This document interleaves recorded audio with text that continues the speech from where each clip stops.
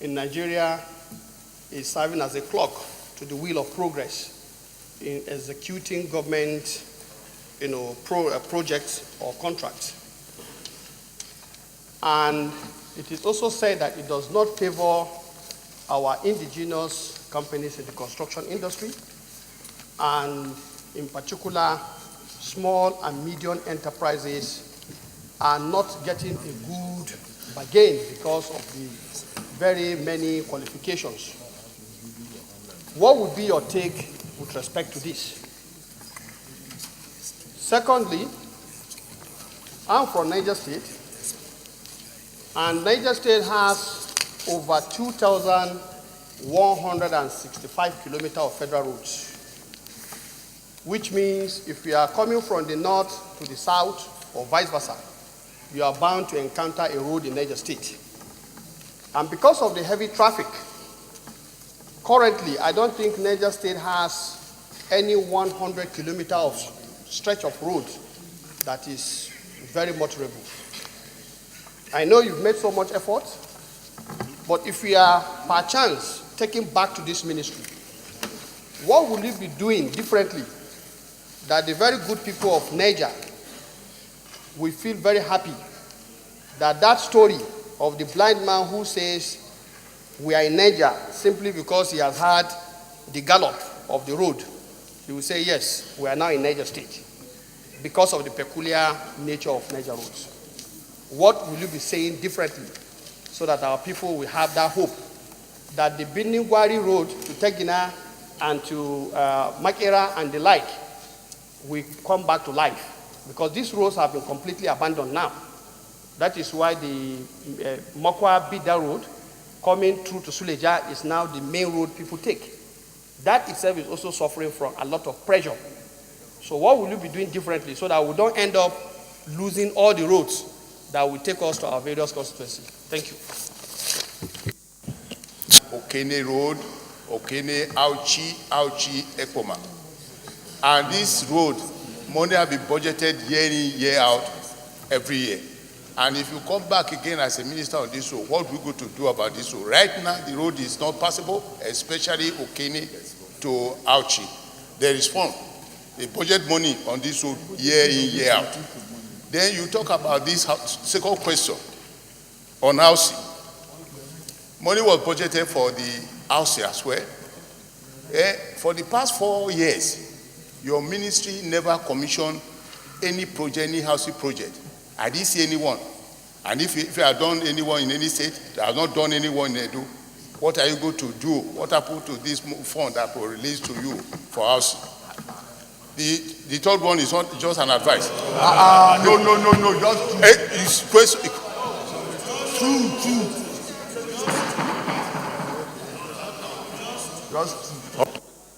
Goje representing Gombe Central. Your Excellency, Mr. Nominee, right now, as you know, there are hundreds of roads littered across the country. Some have been there, have been ongoing, sometimes abandoned for 2-3 years, then work resumes, then work is abandoned. To the extent that there are so many roads that have been awarded by the Ministry of Works, but you hardly, throughout the year, you hardly hear or see either Mr. President or the Minister of Works commissioning a fully completed road.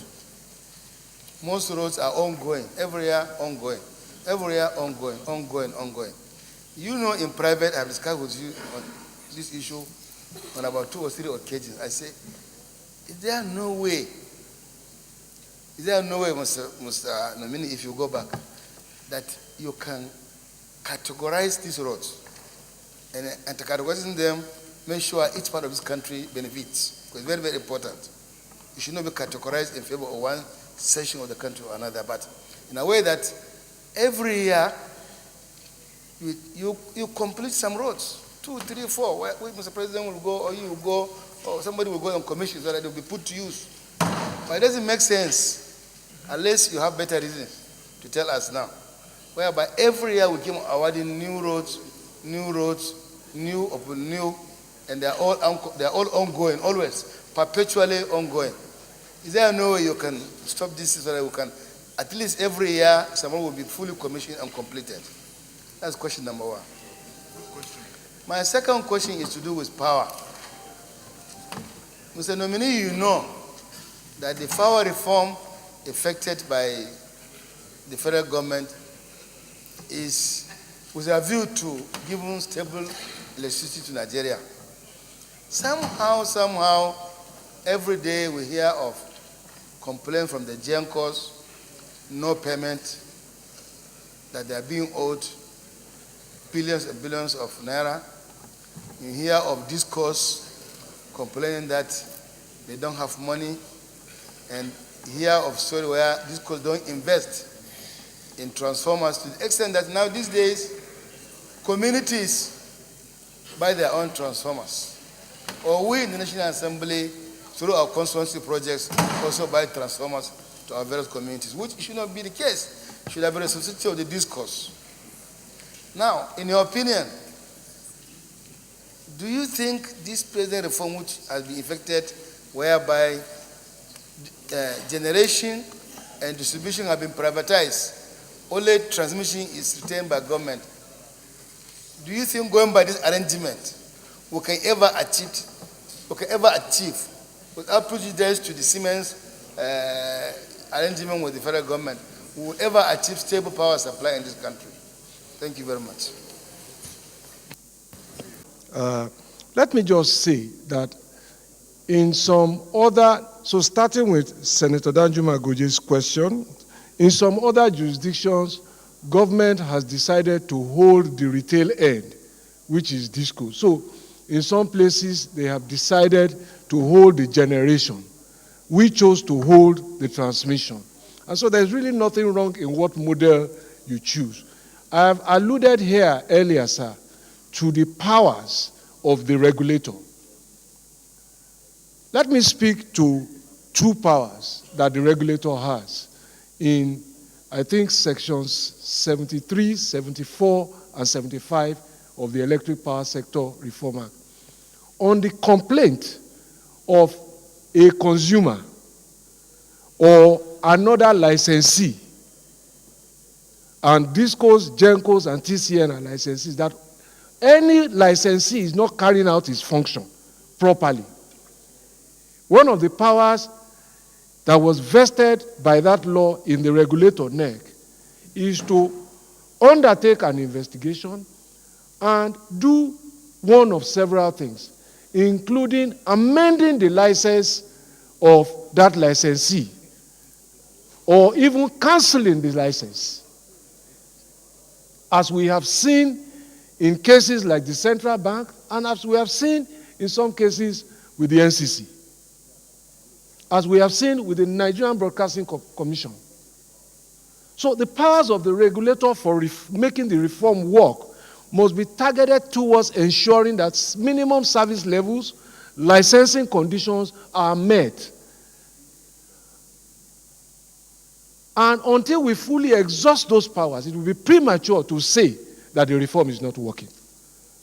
But oftentimes when we privatize things, who goes back to check the service level compliance? Who pulls a lever of caution or compulsion, as the case may be, for us? And I think that is something all of us should spend some time to look at. The South African model, for example, with which we have sometimes spoken, sadly, in derogatory nature about our nation, is not perfect. It is indebted massively. It continues to benefit from government funding. Now, in the discourse, for example, government is a holder of 40% of the shares of discourse.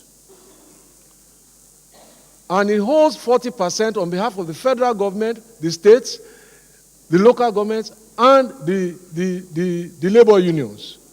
So as a shareholder, it must also invest. And I think that is my understanding of the Siemens intervention, which was spoken about by one of your distinguished colleagues, and I want to take them together just to say that at this time, whatever investment is coming through Siemens will have to be worked into the existing arrangements. But I was not around when that agreement was concluded, so I can't speak here to the final details of what it contains because I have not yet read it. About commissioning roads, I'm happy Distinguished Senator Danjuma Goje brought this up in the open. These were discussions we have had privately because I approached him as chairman of Appropriation Committee, and that if the decision were mine, and I've made this recommendation in the Federal Executive Council, that if the decision were mine to make, as I once did when I was in Lagos, that there will be a year or 2 years where there will be no new projects. And if we can come to that as a nation, and this is the challenge of liberal democracy, really, how to build consensus amongst all of the eminent men and women who are representing various parts of the country with a mandate to bring home development.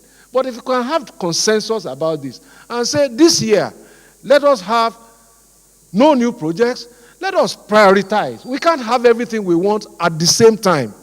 So if, for example, all of these distinguished senators from the southeast, 3 from each state, will make the Enugu-Port Harcourt Road with the senators from Enugu, 18 of them, as their priority project.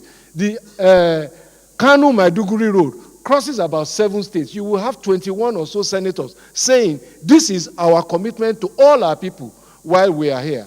And if we look at the Lagos-Ibadan Expressway, serving 3 states, 9 senators there, the Ajeba Andele or Bini serves Ogun, Ondo, Edo State, and so on and so forth. We can begin to have consensus about our priorities.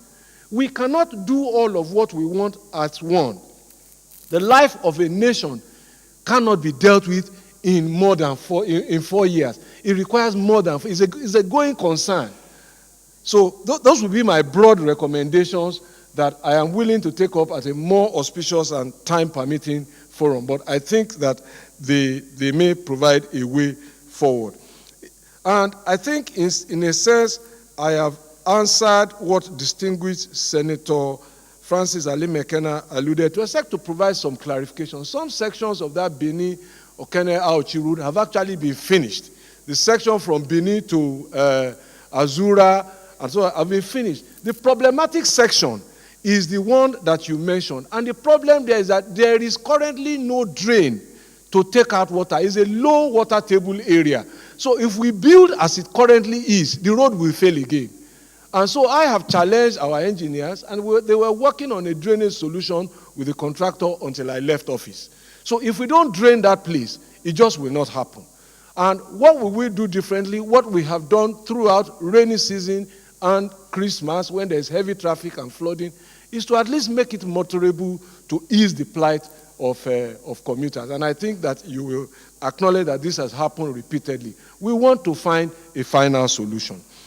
Let me say again that Niger State, distinguished Senator Sabi Abdullahi will agree that we have moved the needle a little bit. Again, problem, of course, is how much money will we get? Because it is one thing to make the budget, and I think it is common knowledge here that no ministry has received all of the resources for its budget. So, yes, we gladly announce Ministry of Power, Works and Housing has 500 billion naira budget, but we seldom get more than 250, 280 at peak. So, Nigeria is not yet the rich nation that I know that it will be. It isn't yet. So, there's a gap between our anticipated spending and what we really earn. In terms of procurement, yes, I agree, and we have discussed this severally. There are many issues with the procurement system. It seeks, I think, to achieve value for money. Whether it has done that efficiently is debatable, but it also excludes some of the most vulnerable people in our society, small and medium and very basic people who want to pay children's school fees, who want to pay medical bills, people who want to pay their house rent. They want to benefit from the procurement. People you represent, that we represent. And they can't benefit because the conditions for benefiting are too onerous. So they have to bring all sorts of documents which they never have. So the cost of getting those documents becomes something that makes them unable to benefit. So we started a national maintenance infrastructure maintenance program. This is a process by which we seek to engage a lot of artisans, plumbers, welders, carpenters, bricklayers, R&A, refrigeration, heating, ventilation, and cooling practitioners. But I am afraid that as the procurement law presently stands, it is only the big people who will make more money or who will get the contracts and then engage these people. So, and I have made the recommendations to many of the distinguished senators, and I hope that we will see a rescoping of that law. The expectation that have been expressed here also for projects to be completed on time are not compatible. Our expectation of speed is not compatible with what we have enacted in our law, where we have to first do a procurement plan. When you finish that, it gets approved. Then you advertise it for 6 weeks. Then there are thousands of bids. Then we get human rights, civil society to come and witness everything.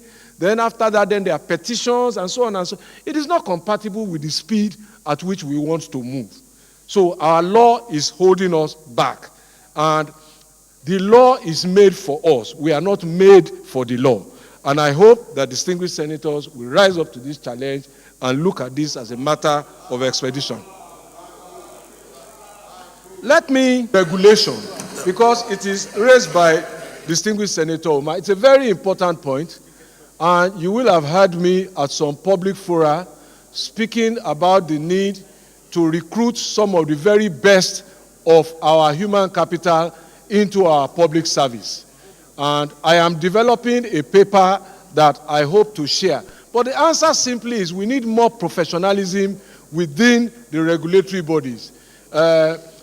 Professionals must be able to hold themselves to the highest possible standards across board. And I think that if Nigeria's professional elite take up this responsibility, Nigeria will be a much better place. Distinguished Senator Okorocha, I think I have addressed the issues of funding while you stepped out, but the point to make again is to repeat what I said, that the budgets do not get full cash funding. Our budgets are deficit budgets, as you probably also will have experienced whilst in IMO. And therefore, we need to find more money. My recommendation was to suggest we raise an infrastructure bond where all Nigerians can contribute their small token, and let's see how far that takes us. We also are utilizing PPPs, but again, something like the tax credit initiative, people have not understood it sufficiently, and maybe I should say a word about it here. It is an advance credit of the company's income tax to government, an advance credit of his income tax. And therefore, for a company to benefit, so if you want to do a 10 billion naira road with your income tax paid in advance, it means first that you must make profit of an amount that equivalents or have a record of up to 10 billion. How many of our companies even turn over 10 billion before we begin to tax them? So that is a problem with that. But it has shown some appetite by some of the big players, and the room for more scope clearly exists. The question about what is holding Mambila, that's a very important question. Mambila has been in the front burner. I think that this administration can take credit for having been the one that finally issues a binding contract. There was never a binding contract on Mambila. All of the contracts, one thing was wrong. It didn't pass through FEC. It was somebody, there were court cases. This was the first time an EPC, engineering, procurement, and construction contract was issued. Now, having issued that contract, as I said, there is funding issue by the Chinese government, but there are also issues about now demarcating the precise area to coordinate, and we have employed surveyors to do that. FEC approved that memo, working with the Taraba state government to start that. we were awaiting their report when I left. That would then lead us to, after defining the territory, for example, if we wanted to build in this Senate, it may well be that the footprint of the project may not get to your seat. And so we have to enumerate all of the senators whose seats will be affected and who will be paid compensation and draw a boundary. And from there, of course, some advanced work is going on backstage that people will not see. But some progress has been made. There was a question about Taraba Central. I think from you, I'm not sure which part is Taraba Central now. Is it I will come to it, sir. Is it close to Wukari, Takum area?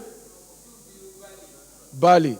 Okay, I'm not quite sure because I was going to bring your attention to the Kashimbila project, which we had neared completion of the transmission line now.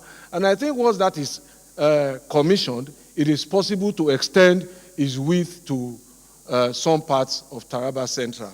The EB bridge, I think, and I have to be careful here, I know that it has cleared procurement. I am not sure, and I don't want to say, I can't recollect very clearly now, but I think that we awarded it in the Federal Executive Council. Well,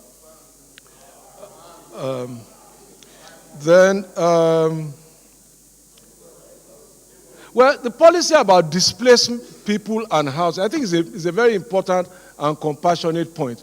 But I will support a policy along those lines. But let us remember that the federal government is not the one in control of land, and you can't build houses without land. It is the state governors and the state governments who control land. The models we have started with have actually proceeded on the basis of asking states to give us land as pilot projects.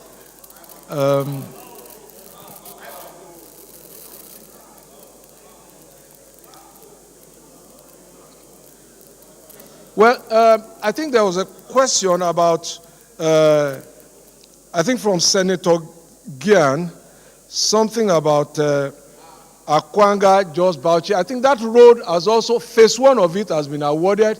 Phase 2 is under procurement, and the financing approval will still have to come back to Parliament because it is funded by a Chinese loan. And I hope that when it does come, distinguished Senator Gian will give support to whoever the minister assigned to that ministry is to get the funding for it. But let me again say that between policy, implementation, and results, there is quite some distance that needs to be covered.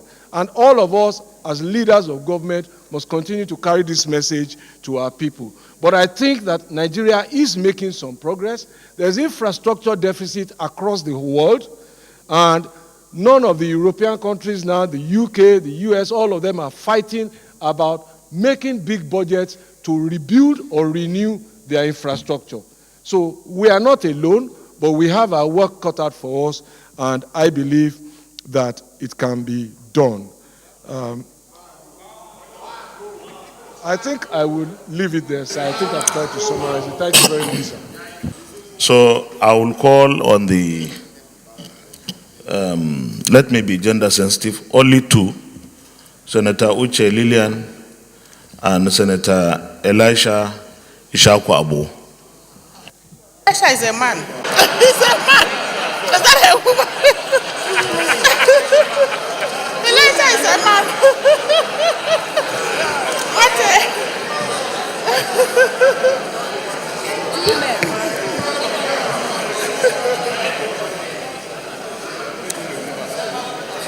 Mr. President, Ekunife, Iyom. Mr. President, I'm from Anambra State, representing Anambra Central. I have two questions, but one has been taken care of. So let me go to the one that concerns me directly with my constituents too. Congratulations, Honorable Minister. My question is this. The construction of Enugu Oka Onitsha Road has prolonged for too long. It's been there for too long. It has lingered for so much. I would like to know what is holding that road from being completed. Every year, a contractor will appear and disappear. if you go to the axis of Amobia, between Amobia and Umuogu, this is a journey that will take you just 3 minutes, but it will take you 1 hour. From Enugu to Onitsha will ordinarily take you 45 minutes, but now 3 hours, you're still on the same road. I went to represent Mr. President on Saturday on a function, a journey that would have taken me 40 minutes. I was there for 4.5 hours. I wanted to call Mr. President to send me a helicopter to lift me up. But unfortunately, network was bad too. So I would like to know, Honorable Minister, what are you going to do, first of all, to put palliatives on the road to ensure that at least road users will not continue to suffer, while the main job of completing the road would come.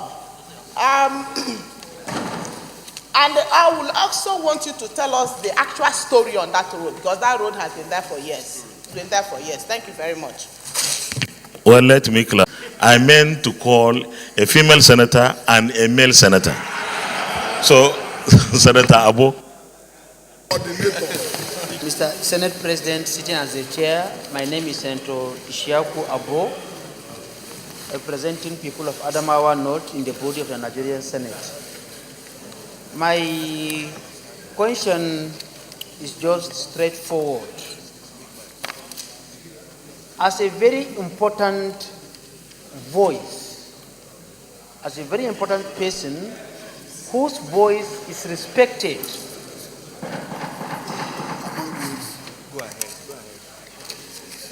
as a very important person whose voice is respected at the Federal Executive Council, I want to know, sir, why in 2019 budget alone,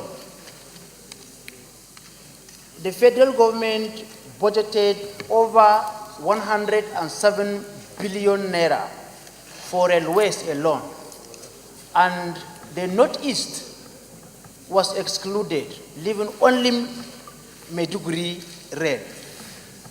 Leaving out now economically viable place or towns like Mubi, which is actually the second biggest market in the whole of northern Nigeria after Kano State, and also the biggest cow market in the whole of West Africa, leaving it for only roads that are not so good. What is your plan, sir, of actually extending these railway lines to these places? Number two, Chair, please protect me, sir. Protect me, sir. Thank you. Secondly, sir, since 2013, after the Boko Haram attacks, my people went back home. Till date, the towns of Michka and Madagali is still cut off from national grid. They are still using candles in the two local governments in the 21st century. Our bridge also is still blown up, even though the contract was awarded in 2016. What is your plan, sir, to these places? Thank you.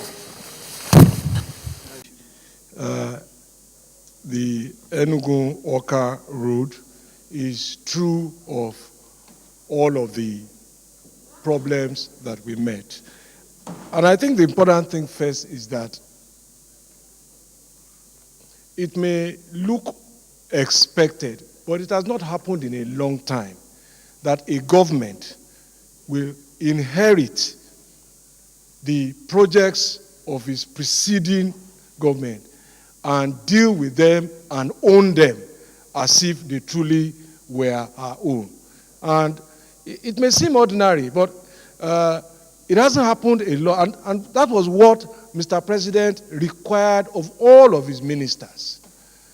And so one of the problems on that road in context was that some of the contractors to whom it had been awarded had not discharged their obligations as and when due.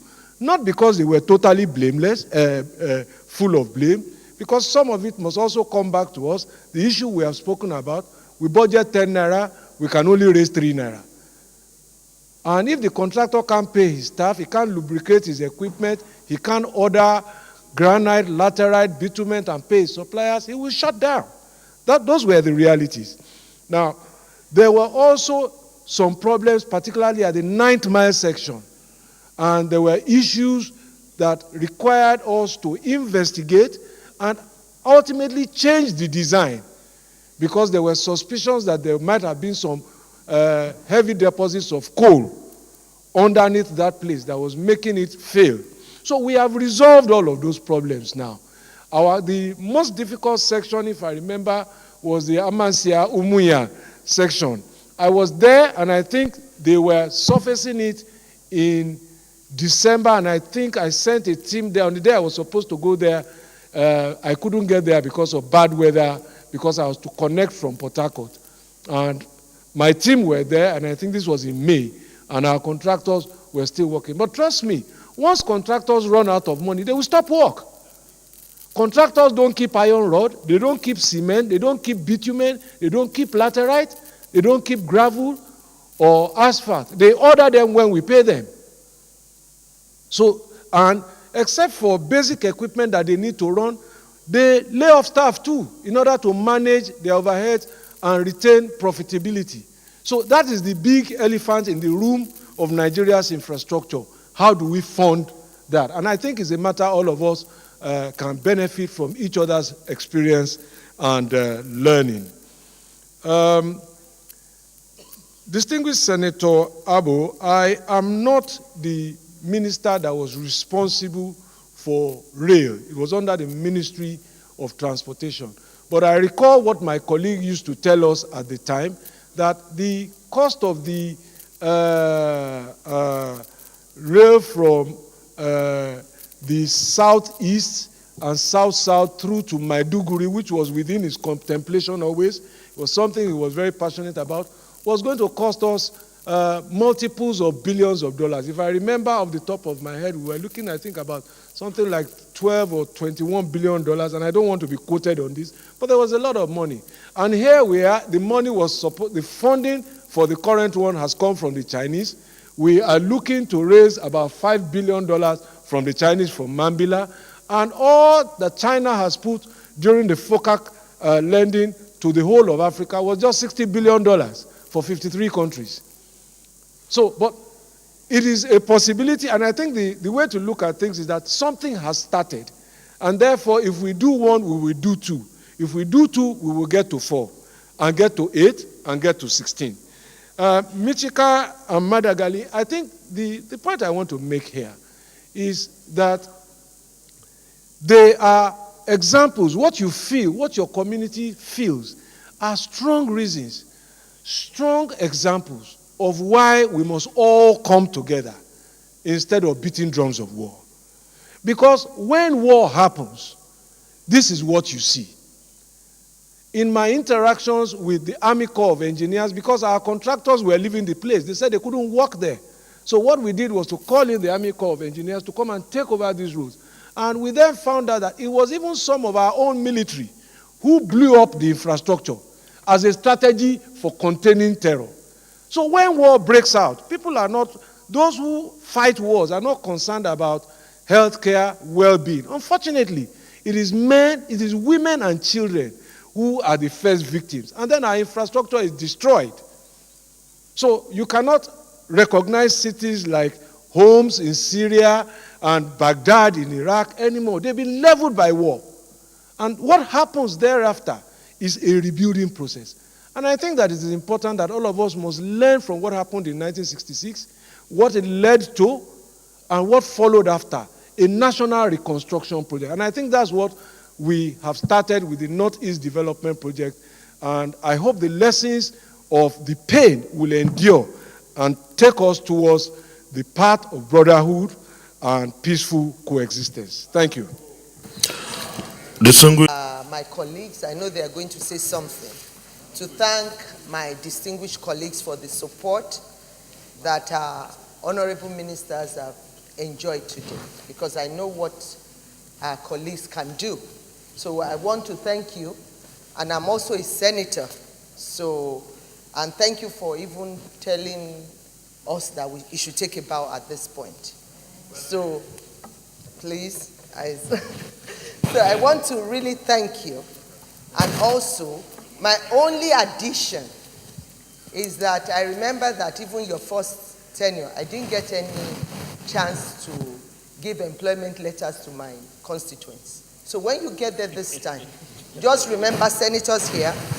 We have people back home, our constituents, asking us for employment slots. And as senators, we don't, yes, it's qualified, definitely.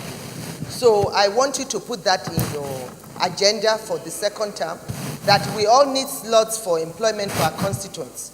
I want to thank my distinguished colleagues again for this usual support. Thank you very much, Mr. President. Mr. President of the Senate, sitting comfortably as the chairman, very distinguished colleague. Let me say that it has been a very, very revealing and very, very good discussion between the Senate and the ministerial nominee. Mr. President, I want to believe that the ministerial nominee has taken in all questions and he has provided us adequate answers, telling us his capacity and the capability to perform. He has also made it known to us that despite our huge expectation, especially in the three critical sectors which he held in the last 4 years, he has said that the availability of funds has been a major challenge. He also has put together solutions going forward as to what can be done. And I believe with all of this that we have listened and we have heard from him, I want to seek the indulgence of the chair and the benevolence of my colleague that we allow the nominee to take a bow and go. Thank you. Mr. Chairman, for giving me this privilege. I thank you. I thank my senior colleague, the ranking. I am almost fed up of ranking. Even in talking, you call us in a ranking order. So I must thank you for calling me at last. However, Mr. Chairman and distinguished colleagues, I'm happy to be here and I'm fulfilled today to be part of you. The man, the nominee standing over there, is a man of honor. I'm sorry to say this. You know, even if you have a good product, you still need a little bit of advertisement.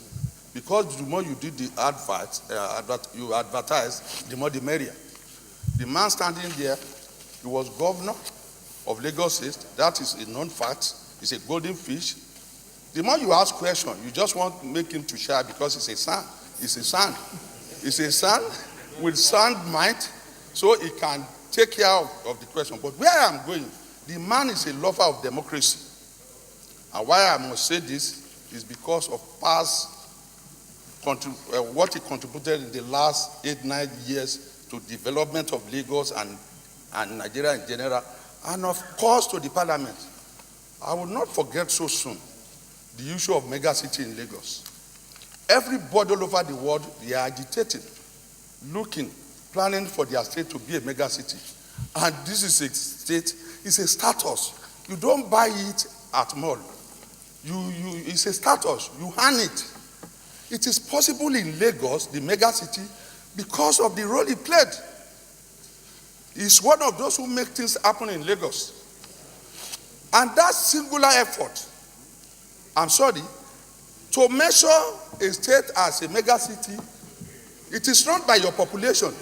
As you know, I'm sorry, you have to, Mr. Chairman, Mr. Chairman, Mr. Chairman, because, Mr. Chairman, I believe there is no preferential treatment in this hall. If you can save others from emulation, I think you have to save me too. I'm saying this with, thank you, sir. I'm saying this with all assertion. Because for a state to be mega city, all of the state, all federal states in Nigeria want to have a mega city. It is being combined by your IGR, by your population, including the infrastructure. Without infrastructure, with your population IGR, they can't give you status of mega city. Now, where I'm going is this. Where I'm going, Mr. Chair, where I'm going is this. We are not even any longer discussing mega city in Lagos. We have metamorphosed to the position of smart city, the like of Europe and Dubai. So if this man can be a member of those who played that role, I think if there is anything worthy, you are a worthy person. He's a straightforward person, honest person, man of integrity, not only that, with uncommon transformation. And as a transformer, and I'm saying this with all assertion, as a transformer, he has established that, demonstrated that in Lagos and as a Minister of Federal Republic of Nigeria.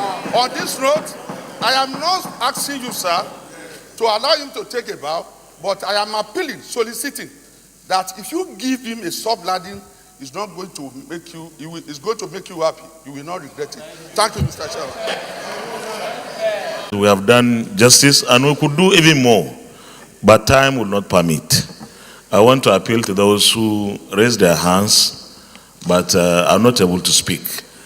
We could still have interactions with him when he becomes an honorary minister, whether it's in works or elsewhere, because I'm sure most of us have issues coming from his sojourn as Minister of Power, Housing, Works and Housing.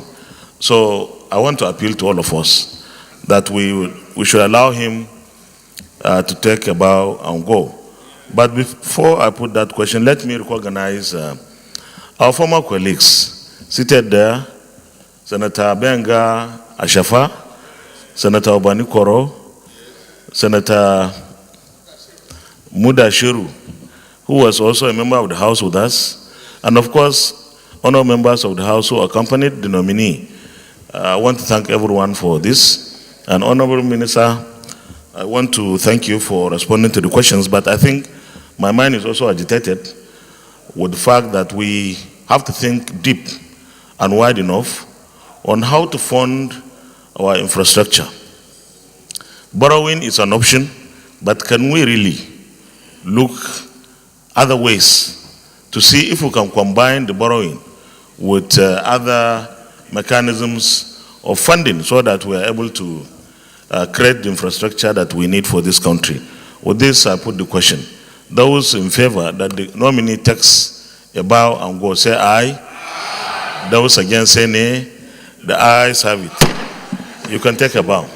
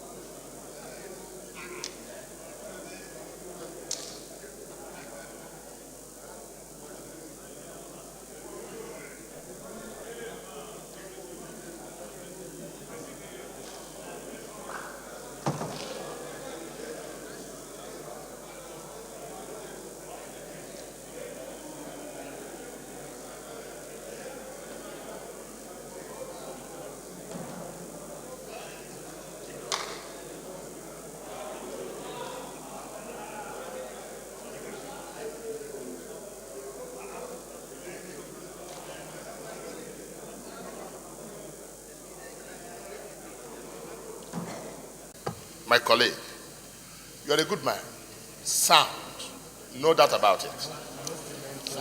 I allow him now. Go ahead.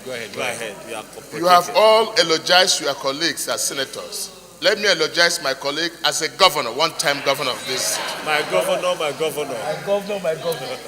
You're on the right side. Now,